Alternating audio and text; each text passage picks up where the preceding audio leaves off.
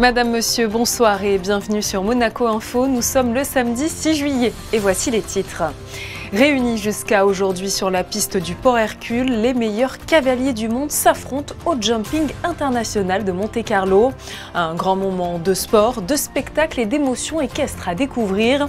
Et nous aurons le plaisir de recevoir à cette occasion le champion olympique et entraîneur de l'équipe monégasque Philippe Rosier. Le carnaval ou Tcharatou sur le Rocher, le spectacle en cas de péril imminent au Fort Antoine et le Festival Off d'Avignon seront aussi au programme de ce journal. Antea Sogno, la directrice du Théâtre des Muses, se trouve en effet sur les terres du Palais des Papes à la recherche de futures pépites, mais aussi pour présenter son spectacle Sacha Guitry Intime. Elle sera notre invitée. Et pour finir cette édition, nous prendrons la direction des États-Unis pour retrouver notre correspondante permanente Alexandra Pani. Ce soir, nous vous proposons une immersion au cœur de l'Independence Day célébrée à New York. Aujourd'hui se clôture la 18e édition du Jumping International de Monte-Carlo, un événement qui se tient chaque année sur le Port Hercule et qui attire cavaliers et spectateurs du monde entier. 3 jours dédiés à l'équitation pour le plus grand plaisir des passionnés. Un reportage d'Annelle Marquez et Alexandra Marangoni. 241 chevaux et 28 nations prennent part cette année au Jumping International de Monte-Carlo. Des chiffres records de participation pour la manifestation équestre qui chaque été attire en principauté des cavaliers professionnels et amateurs venus du monde entier. Mais cette année, le jumping bat aussi des records de visiteurs avec la totalité des entrées vendues bien avant la fin des différentes épreuves. Nous sommes absolument sold out, c'est-à-dire qu'on n'a plus une seule place à vendre. C'est la première fois que ça nous arrive. Si tôt en tout cas. Nous avons une liste de cavaliers qui est impressionnante, de bons cavaliers. Et nous avons aussi énormément de nationaux qui font le concours à leur niveau évidemment. Je pense qu'il y a un grand engouement et ça se voit de plus en plus aussi bien sur le concours, sur les participations, sur les demandes de participation même des étrangers, etc. Je pense que c'est dû au fait que la fédération a fait un énorme travail pour promouvoir la jeunesse et avoir des équipes. Je crois que c'est un tout et qu'on bénéficie aujourd'hui des fruits de notre travail. Bombe sur la tête et cravache à la main, petits et grands cavaliers accompagnés de leur monture foulent les terrains ensablés et sautent les obstacles. L'objectif, se faire plaisir, profiter mais surtout remporter des prix. Et quand le but est atteint par les cavaliers et cavalières de la principauté, la victoire a une saveur particulière. Concourir à la maison sur le port, devant l'école où j'allais, devant les restaurants où on a l'habitude d'aller. C'est quand même une émotion qui est vraiment spéciale. C'est un grand honneur, on est très content d'être à la maison ici et surtout d'avoir ma première victoire internationale à la maison, c'est une grande chance. Et c'est aussi la première victoire de mon cheval. On a appris à se connaître avec les années et je suis très contente de ça. Pour d'autres athlètes, le jumping constitue la dernière étape avant les épreuves d'équitation des Jeux Olympiques de Paris 2024. Celles-ci se tiendront du 27 juillet au 6 août dans le parc du Château de Versailles. Le champion olympique français Philippe Rosier et entraîneur de l'équipe nationale monégasque participe lui aussi à ce jumping et il est présent à nos côtés. Bonsoir. Bonsoir. On vous prend un petit peu à la sortie de votre passage en saut d'obstacle au jumping. Racontez-nous comment cela s'est passé pour vous. Écoutez, ça se passe bien. Ici, c'est un endroit qui est exceptionnel, qui est unique au monde. Sauter en plein centre-ville ici, à Monaco, voilà. C'est toujours très impressionnant en tant que cavalier. Ça fait plusieurs fois que je viens, mais c'est toujours la même chose. On est très très proche du public. Et puis il y a une ambiance de fou ici, voilà. Le Jumping International de Monte-Carlo est la 10e des 15 étapes du circuit Longines Global Champions Tour. Cette année encore, le plateau des cavaliers est à la hauteur de l'événement. Ah, toujours. Et puis c'est très prisé par les grands cavaliers. Vous avez pratiquement les meilleurs du monde qui sont là. Pour se battre avec un Grand Prix qui est exceptionnel. L'année dernière, c'était déjà très gros, très difficile. Et on a eu un spectacle exceptionnel. Parlez-nous en tant que cavalier des grands enjeux autour de ce 18e Grand Prix. Il n'y en a qu'un, c'est surtout de gagner le Grand Prix de Monaco. Je pense que tout le monde veut l'accrocher dans son salon. Voilà, non, ça fait partie des 10 plus gros Grands Prix au monde où on veut vraiment mettre son nom. Voilà. Et quels sont, selon vous, les cavaliers qui ont le plus de chances de se distinguer cette année? Y a Julien Epaillard qui remet son titre en jeu de l'année dernière, qui est revenu avec le même cheval, qui est en pleine forme. Je pense qu'il va être vraiment dans les favoris, parce que de toute façon, on sait que s'il est sans faute au premier tour, au barrage, il est très vite. Donc évidemment, il fait partie des 2-3 favoris de ce Grand Prix, ça c'est sûr. Et chaque année aussi, et c'est forcément le cas dans toutes les compétitions, il y a aussi des outsiders qui viennent un petit peu surprendre le public. Oui, toujours. C'est tout la chimie de notre sport, c'est qu'on est deux, il faut le cheval aussi. Vous savez, moi je compare toujours avec la Formule 1. Vous savez, si vous avez la voiture qui n'est pas en ordre, vous ne doublez pas, même si vous appelez Hamilton ou n'importe qui. Et nous, c'est la même chose. Si le cheval n'est pas au top du top, des parcours aussi gros et aussi difficiles qu'ici, il faut vraiment être deux. Et le cheval a une grande part dans notre résultat, évidemment. Alors, je fais une petite parenthèse dans ce jumping, mais j'aimerais que l'on parle également des forces en présence monégasque que vous entraînez, car la principauté prend du galon et se distingue de plus en plus sur la scène internationale. Je pense notamment à la jeunesse, puisque vos cavaliers ont accompli l'année dernière des prestations époustouflantes en championnat d'Europe jeune. C'est vrai que l'on a une très belle nouvelle génération face à nous, Philippe. Ah oui, moi je suis très content et très fier d'avoir pris en main les monégasques depuis 4 ans. C'est ma 4e année. On est parti, je dirais, entre guillemets, d'une feuille blanche. Et puis des jeunes sont arrivés un petit peu de partout et on a réussi à monter des belles équipes. Et c'est monté en puissance chaque année. Et l'année dernière, là, quand vous parlez d'outsiders, on est arrivé en outsider, mais maintenant on n'est plus des outsiders parce qu'on a un titre de champion d'Europe individuel en junior qui était magnifique. Et une 4e place en équipe, en junior aussi. On est à 1 point des Anglais. L'année dernière, c'était exceptionnel. Franchement, moi j'étais très fier de porter les couleurs monégasques au championnat d'Europe l'année dernière. Et puis on a des très bons children aussi, des petits qu'on a vu sauter hier, qui étaient formidables aussi. Pour finir, et parce que c'est aussi l'actualité, j'aimerais que l'on parle des Jeux Olympiques qui vont bientôt débuter à Paris. Vous êtes vous-même champion olympique. Que pensez-vous de la représentation de l'équitation dans les différentes épreuves des JO ? Moi, je suis un grand fan des Jeux Olympiques. J'ai fait 5 Jeux Olympiques dans ma carrière, ce qui est beaucoup. Et les derniers, c'était Rio, où je suis médaille d'or par équipe. Pour moi, ça n'a pas de... C'est l'apothéose de tous les sports, c'est le rêve de tout sportif dans toute discipline. Et l'équitation a une grande place dans le sport.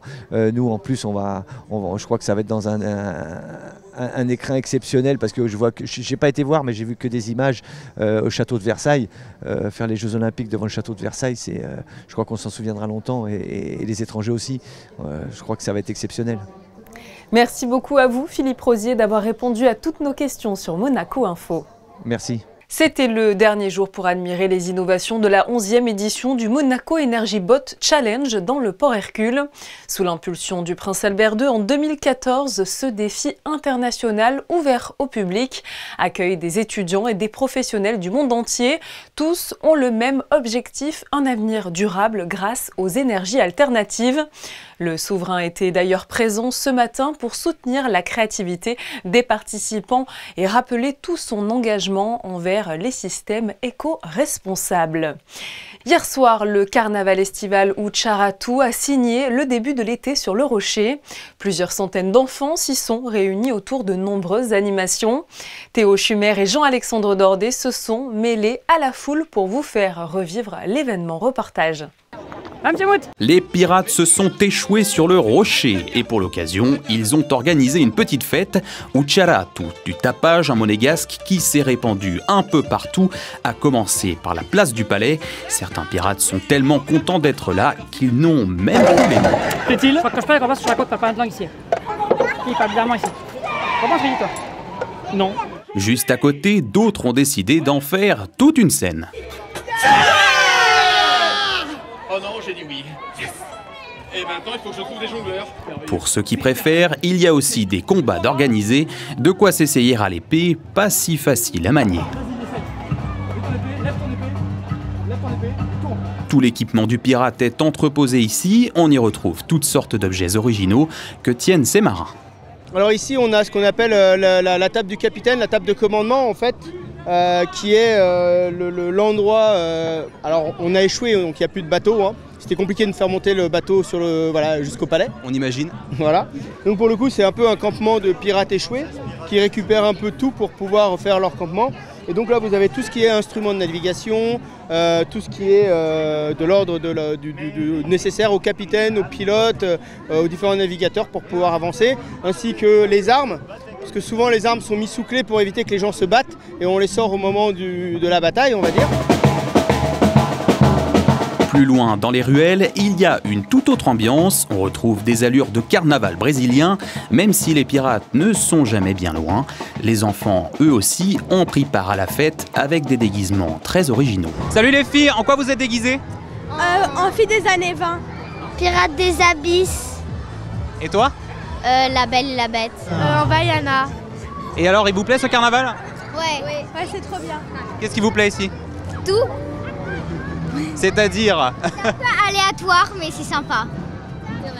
Tout le monde est déguisé de différents personnages et c'est rigolo parce que, par exemple, il va avoir des clowns, il va avoir des monstres, il va avoir des princesses, plein de différentes choses. Donc c'est rigolo et il y a des stands et voilà. Tu aimes le carnaval? Non. Ça peut pas plaire à tout le monde. Pour moi, c'est spontané. Hein. En tout cas, les activités semblent avoir beaucoup de succès. Quand ce ne sont pas des batailles de pirates, c'est du cirque avec des professionnels. On a une école de cirque à Saint-Jean-Cap-Ferrat, Tourette-le-Vin, c'est Roquefort-les-Pins. Et l'été, on propose des stages justement sous le chapiteau du festival de Monte-Carlo. On est venu proposer des petits ateliers. On va proposer de l'aérien avec le trapèze, de l'équilibre avec le fil, la boule à marcher, les petits bilibots, de la jonglerie avec les assiettes chinoises et un petit peu d'acrobatie. Une édition 2024 réussie pour le carnaval Ucharatu qui donne déjà envie d'être à l'année prochaine.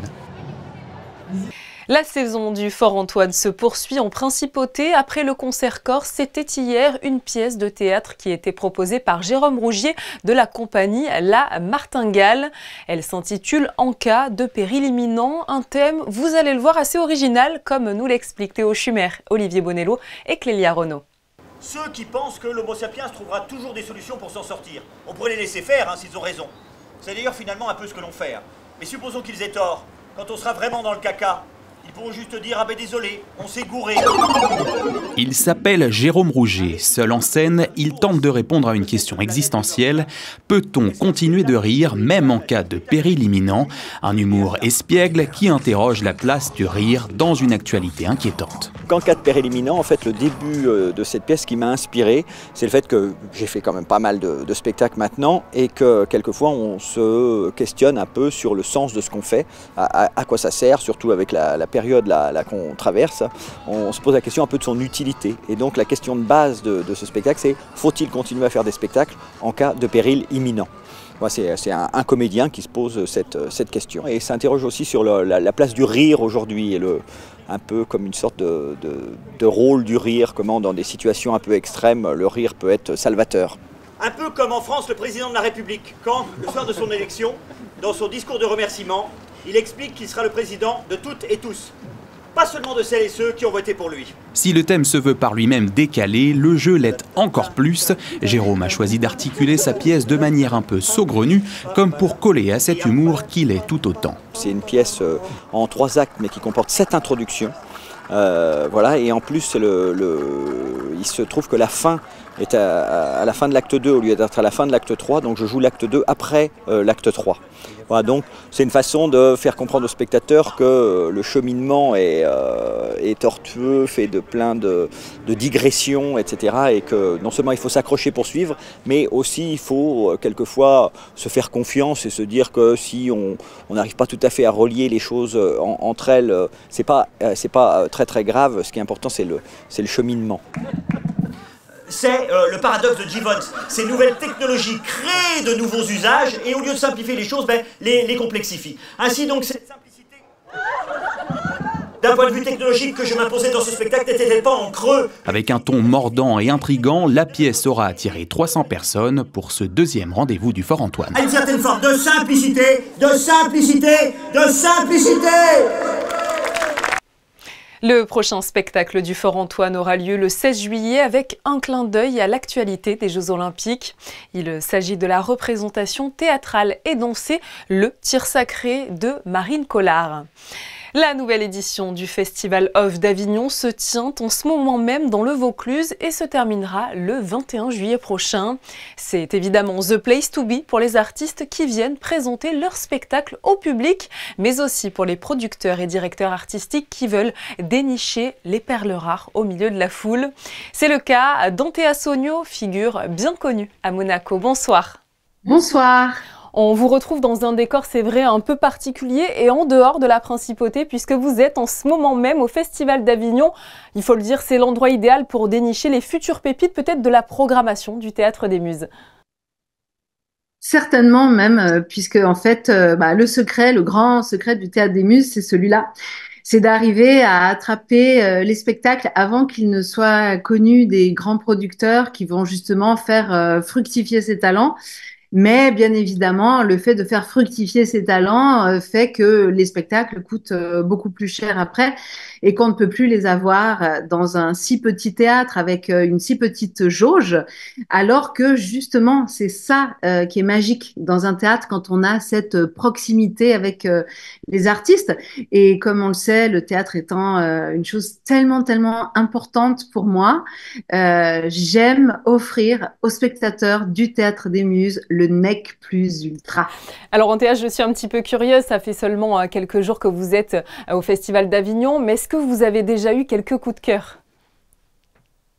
Alors, pour tout vous dire, je n'ai pas encore eu la possibilité d'aller voir suffisamment de spectacles pour me prononcer, parce que c'est aussi les premières nouvelles représentations de mon spectacle Sacha Guitry Intime, puisque parmi 1600 spectacles qui se donnent par jour, hein, vous voyez, c'est un grand catalogue comme ça. Monaco est présent. Voilà, tous les spectacles qu'on peut voir tous les jours, hein, 1600 par jour sont là. Et ma grande fierté, c'est qu'il y en a un qui vient de Monaco et c'est le mien, Sacha Guitry Intime, voilà, qui est là. En plus, je crois que vous avez d'ores et déjà reçu des marques d'affection de la part de spectateurs qui pensent un petit peu à vous tout au long de l'année et qui vous retrouvent au Festival d'Avignon. Alors, c'est ça qui est très, très rare en fait au Festival d'Avignon, que je retrouve un peu en fait avec la complicité d'année en année avec les spectateurs du Théâtre des Muses, mais on va dire que pour moi c'est ou à Monaco ou à Avignon principalement, parce qu'il y a des gens en fait qui suivent ma carrière depuis maintenant 30 ans. Ça fait 30 ans que je suis là, que je suis présente, et hier il y a une spectatrice qui m'a fait un cadeau qui m'a bouleversée. Elle était venue voir mon spectacle l'année dernière, puisque c'est déjà mon 3e festival, et elle m'a dit, Antea, comme si elle me connaissait, hein, Antea, cette année, j'ai trouvé sur une brocante le Paris Match de la date du jour où Sacha Guitry est mort. Et effectivement, cet ouvrage, cette revue manquait à ma collection. Et donc, je l'ai compulsé avec une émotion immense. Et en fait, c'est aussi de tout ça que l'interprétation quotidienne se fait. C'est-à-dire que inévitablement, aujourd'hui, je vais jouer différemment encore qu'hier, parce que entre hier et aujourd'hui, il y aura eu ce cadeau. Justement, parlez-nous de cette pièce, Sacha Guitry. Qu'est-ce que vous proposez au public finalement ? Eh bien, en fait, donc Sacha Guitry Intime, c'est l'histoire de Fernande Choisel que j'interprète, là, la secrétaire de Sacha Guitry, qui est restée 32 ans à son service. Et cette femme a tout vu, tout entendu, tout encouragé, tout supporté, parce que ça ne devait pas être facile non plus tous les jours, mais tout ça dans une amitié, un respect extraordinaire. Et quand j'ai découvert son livre chez les bouquinistes de Quai de Seine, comme quoi on a bien fait de ne pas les fermer pendant les Jeux Olympiques, j'ai découvert ce livre et je me suis dit, mais mon Dieu, je veux absolument donner la parole à cette femme, d'autant plus que elle a écrit ses mémoires, je pense beaucoup dans l'espoir que Sacha Guitry les lise, parce que c'était une femme extrêmement discrète, la femme de l'ombre, On dit que dans l'ombre d'un grand homme, il y a toujours une grande femme. Bah, une fois de plus, ça se vérifie. Et donc, elle a été très discrète, cette femme. Et puis, un jour, elle est partie. Elle a écrit. Et malheureusement, je me suis aperçue que le livre a été publié quelques semaines après le décès de Sacha Guitry. Et donc, j'ai pensé que malheureusement, il ne l'aurait pas lu. Et comme je le connais, ça n'est pas au cimetière Montmartre qu'on peut lui faire passer des messages.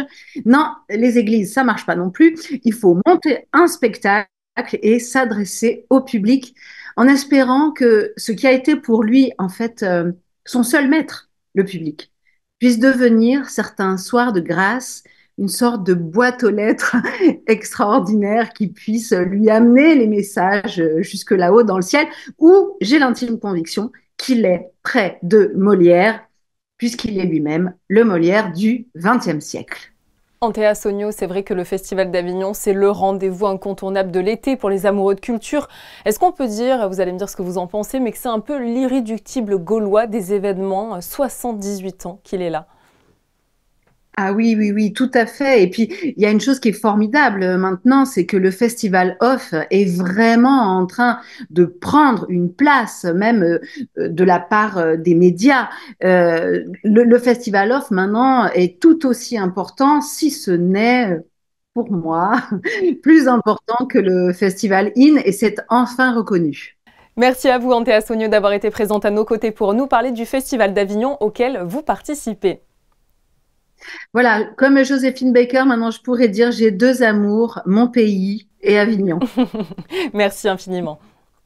Ces pièces qui ont composé pendant 30 ans le décor du restaurant seront vendues aux enchères ce lundi 8 juillet par la maison Art Curial Motocars à l'hôtel Hermitage.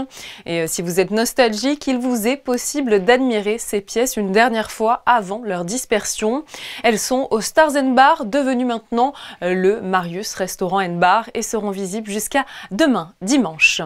Cette semaine, la principauté a fait honneur aux États-Unis au marché de la Condamine à l'occasion de l'Independence Day. Et le 4 juillet était aussi forcément un grand moment dans le pays pour tous les Américains.